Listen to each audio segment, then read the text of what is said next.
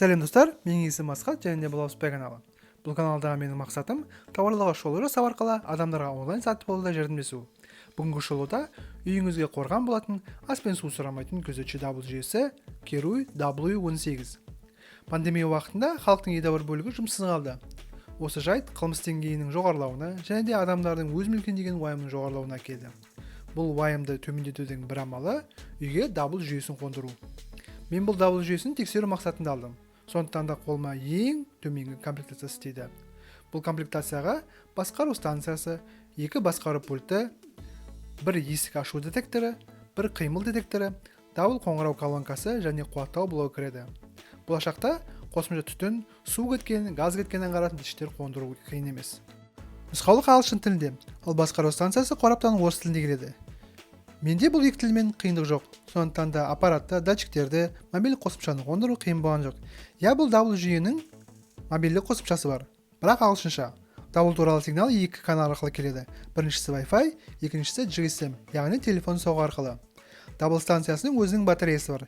Яғни электр тоғы болмаған кезде дабыл жүйесі батареядан жұмыс істейді.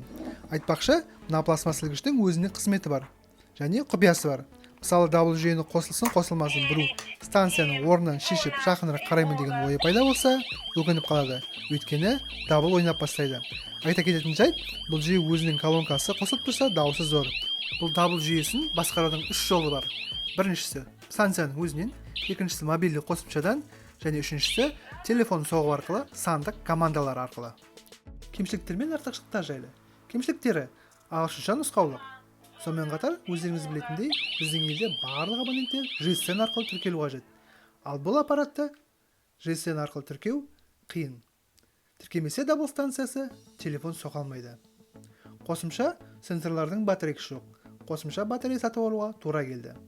Артықшылықтары: Wi-Fi және GSM арқылы жұмыс жасап, дабыл береді. Сенсорларды қондыру және баптау оңай. Өзінің батарейкасы бар. Қосымша сенсорды қондыру мүмкіндігі.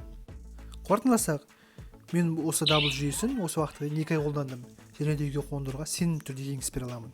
Тек мен секілді ең аз комплектациясын бермеңіз. Міндетті түрде қосымша сенсорлармен алыңыз. Солай арзанға шығады. Ал мен болсам, қосымша сенсорларды тапсырыс беретін шығармын. Өйткені 2 сенсормен үйді толығымен қорғау мүмкін емес. Егер сізге бұл видео қызық болса, және де бұл дабыл жүйесін баптау туралы видеоңыз көргіңіз келсе, лайк басып, өз ойыңызды жазып кетіңіз. Қош сау болыңыздар. Сіздермен болған Асхат, және де бұл ауыспай каналы.